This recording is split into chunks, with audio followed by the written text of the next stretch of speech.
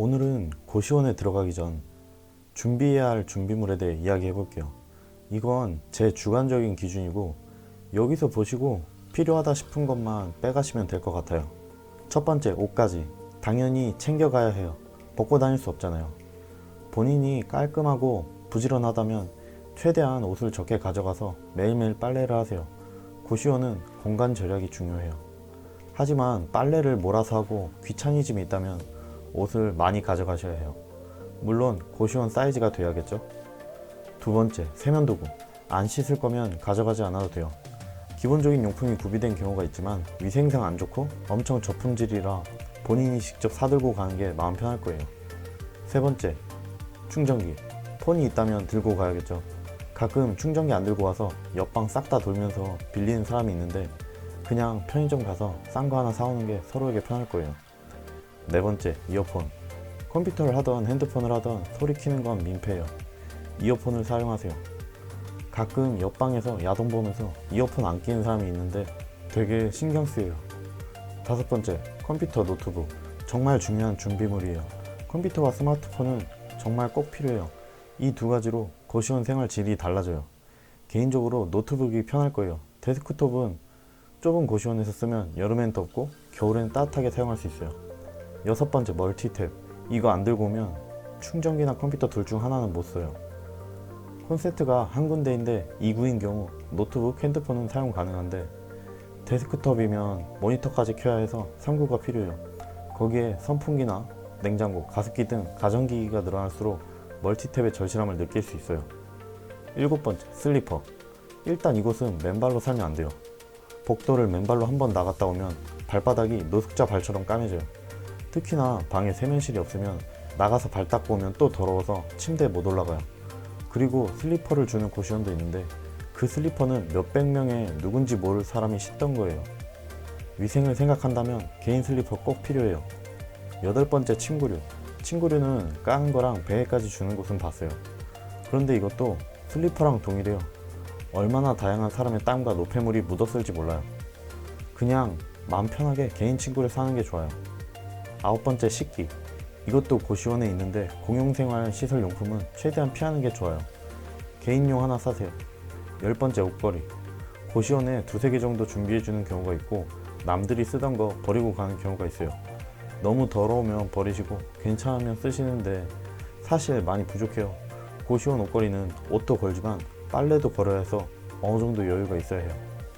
11번째, 물병. 물을 마시려면 항상 부엌까지 가는 번거로움이 있어요.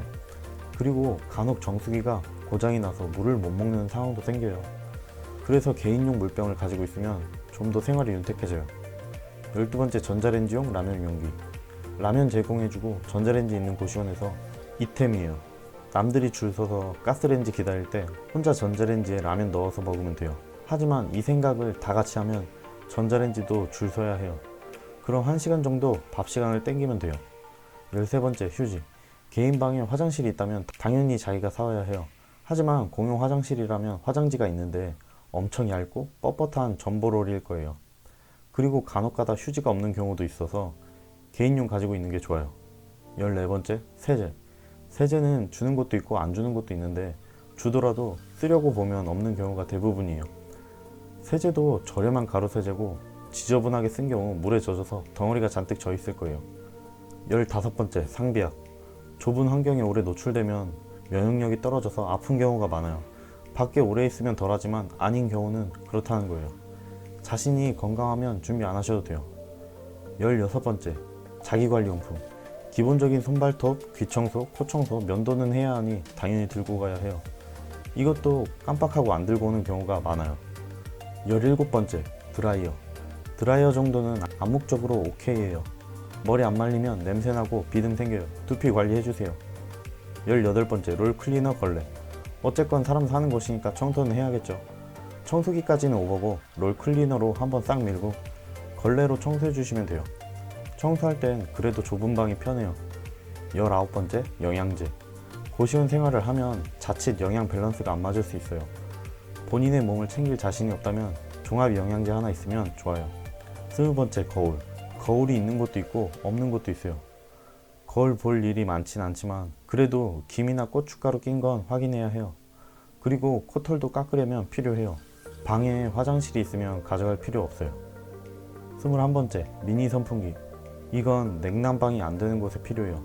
어떻게 보면 마지막 구명줄이 될 거예요. 사실 선풍기가 필요한 곳 갈 바에 냉방 잘 되는 고시원 가기를 추천할게요. 22번째, 탈취제. 고시원에 오래 살다 보면 점점 키키한 옷 냄새가 생겨요.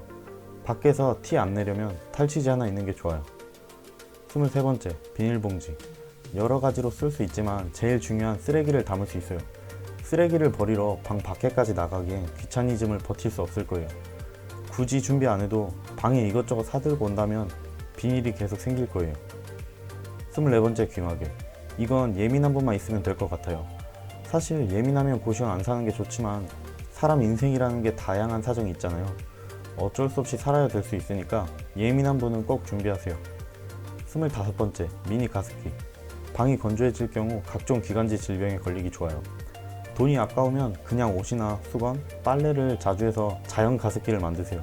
아니면 군대처럼 바닥에 물을 뿌리던가. 26번째, 세면 바구니. 방에 세면실이 있으면 필요 없지만 밖에 세면장을 가면 꼭 필요해요. 놓고 다니기엔 고시원에 도둑이 너무 많아요. 손으로 들고 다니기엔 너무 불편하고요.